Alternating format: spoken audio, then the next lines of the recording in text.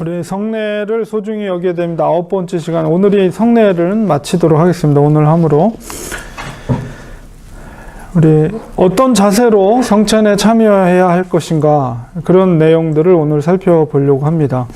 우리가 성찬에 참여할 때 먼저는 성찬식의 의미를 우리가 바로 이해하면서 우리가 참여하는 것이 필요합니다. 초대교회 처음에는 이 성찬 예식을 매주일마다 성찬식을 거행했는데, 이게 매주일마다 하다 보면 이게 형식처럼 타성에 젖어 버리는 경우들이 생기게 되는데요. 이렇게 초대교회 그런 모습들이 종종 나타나곤 했습니다. 예를 들면은 성찬의 떡을 나누는데 진짜 식사하는 것처럼 그렇게 많이 먹는 사례도 있었고요. 또 가난한 사람들은 성찬의 떡을 준비할 수가 없어서 많이 가져오지 못하는 상황 속에서 성찬떡이 부족해가지고 서로 먼저 먹으려고 그렇게 하는 경우들도 생겼습니다. 그것이 이제 보통 이 성찬에 대한 내용이 고린도전서 11장에 나타나고 있는데요. 그래서 바울은 고린도전서 11장 33절에 내 형제들아, 먹으러 모일 때, 여기서 이제 성찬식을 앞에서 언급을 하거든요. 먹으러 모일 때 서로 기다리라. 이렇게 바울이 기다리라고 당부를 하고 있습니다. 그리고 11장 34절에 보면 만일 누구든지 시장하거든 집에서 먹을지니 이는 너희의 모임이 판단받는 모임이 되지 않게 하려 함이라. 이만큼 이 성찬을 진짜 식사하듯이 배불리 먹으려고 참석하는 사람들도 있었다는 것이죠. 그래서 이런 말을 바울이 하고 있는 것입니다. 성찬식은 무차별적으로 모든 사람을 위하여 제정된 것이 절대 아닙니다. 성령으로 거듭나고 또 그리스도를 향한 신앙을 공적으로 고백한 사람들, 그 고백의 모순점이 없이 실천하고 순종하는 참된 신자들을 위해서 준비된 것인데, 그래서 그 성찬에 참여할 때는 항상 자신을 살펴보고 성찬에 참여해야 됩니다. 고린도전서에 그렇게 나와 있어요. 자기 자신을 살필지니. 초대교회 성도들 중에는 성찬식의 그런 바른 의미를 생각하지 않고 참여하여서 징계를 받은 경우들도 있게 되고요. 거룩함, 초대교회에서는 그 거룩함을 순종하지 못했을 때 심지어는 죽음을 당하는 경우도 있었는데요.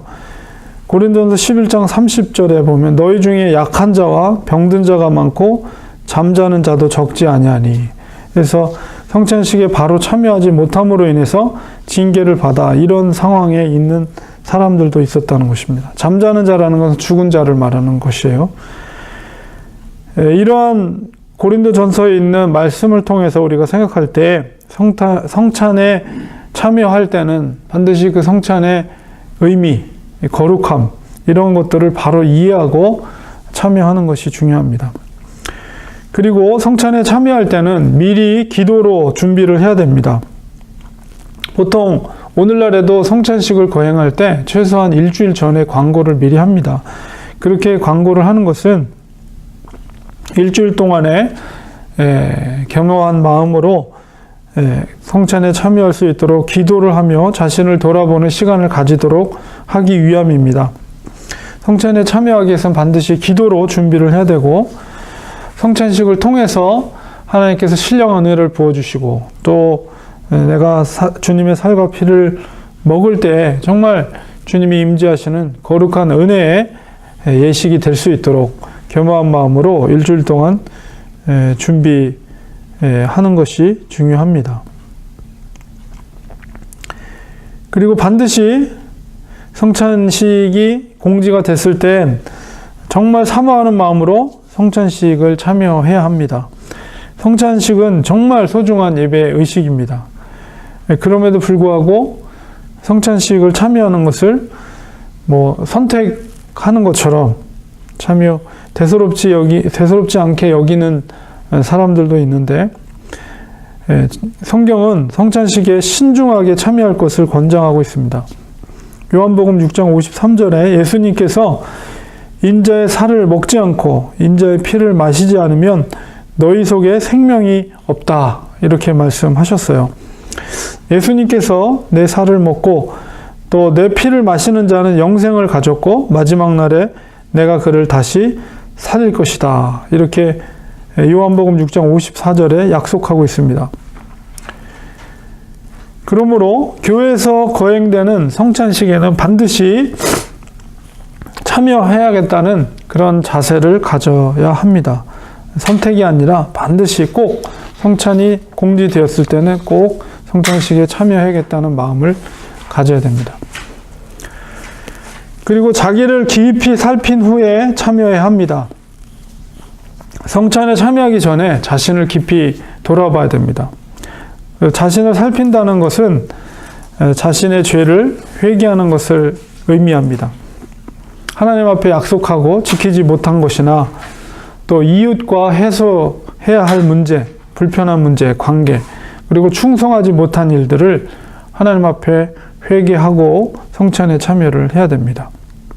그리고 충성과 헌신을 우리가 다짐하면서 성찬에 참여해야 됩니다. 자신이 정말 예수 그리스도 안에 있는, 그래서 그 안에 살고 있는지, 아니면 여전히 죄 가운데 살고 있는지,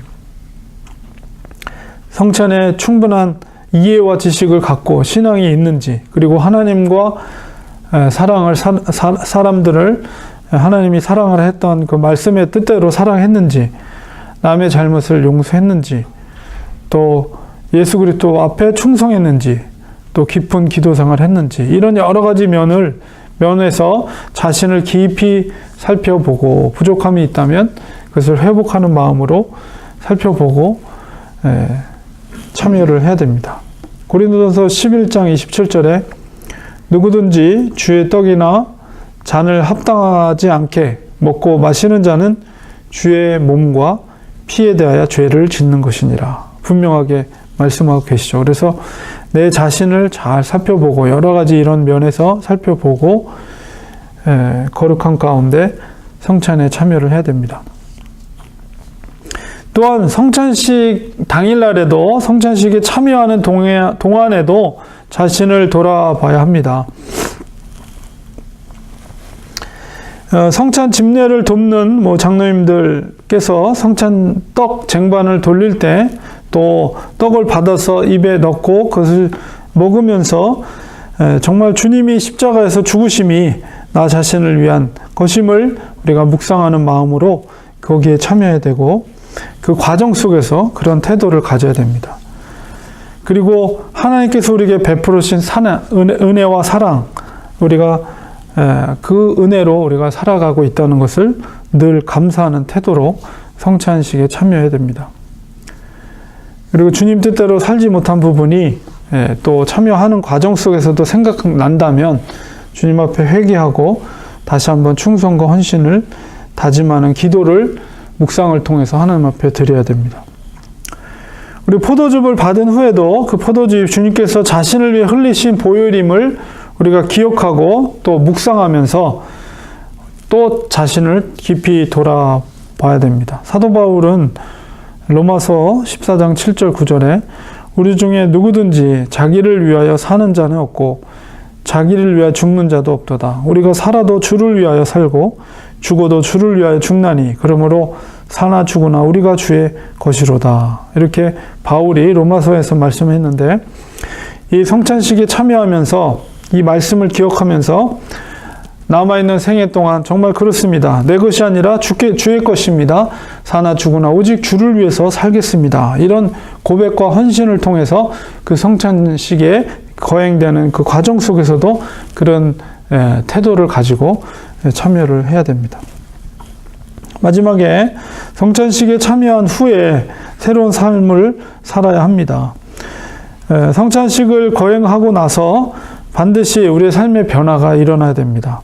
성찬식을 거행한 후 우리 마태복음 26장 30절에 보면 십자가의 죽음을 앞둔 주님은 찬미하면서 감람산으로 기도하러 가는 기록이 마태복음 26장 30절에 기록되어 있습니다. 이 사실은 그러니까 성찬식이 있었던 그 기간이 바로 예수님께서 이제 잡히시기 전에, 바로 전에 제자들과 거행했죠. 그래서 성찬식을 거행하고 나서 당신의 사명이 무엇인지를 다시 한번 깨닫고 감난산에 가서 기도하고 그다음에 그달 밤에 잡혀가셨죠. 그 사실은 예수님이 우리를 위해 십자가의 죽으심이 수동적인 것이 아니라 능동적이었다. 이것은 뭐냐면 성찬을 거행하고 나서 자기의 사명을 능동적으로 십자가에서 자기가 희생되는 그 사명, 이 땅에 아버지께서 아들을 보내신 그 사명을 그 능동적으로 그것을 실천하셨다는 것입니다. 성찬식에 참석한 우리도 이런 변화된 삶의 열매를 보여야 됩니다. 그러나 가룟 유다는 성찬식에 참여하고도 예수님을 팔 마음이 끝까지 버리지 않았죠. 결국 뭐 사탄에 붙잡힌 바 돼서 결국 스승을 넘겨주는 그런 잘못을 저지름으로 말미암아 그가 하나님의 버린 바, 예수님의 제자된 참된 사도로서 부름을 받았지만 결국은 하나님의 백성이 아니라 버림받은 자가 되었습니다. 우리들도 성찬식에 참여한 후에는 반드시 이렇게 예수님처럼 다른 제자들처럼 새롭게 변화된 삶이 수반돼야 됩니다. 그래서 성찬식에 참여할 때마다 연약하고 부족하지만 그렇습니다. 내 것이 아니라 주님의 것입니다.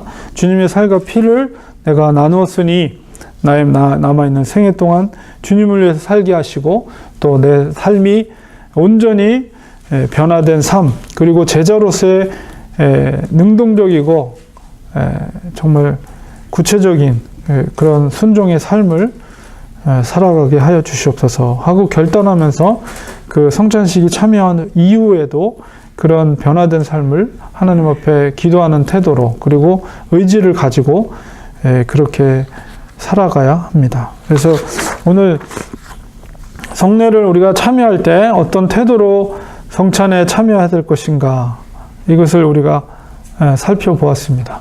그래서 오늘 9번째 시간으로 해서 성찬과 성례에 대한 내용들을 모두 마무리를 했습니다. 그래서 다음 주에는 다른 주제로 또 말씀을 나누도록 하겠습니다. 잠깐 기도하겠습니다.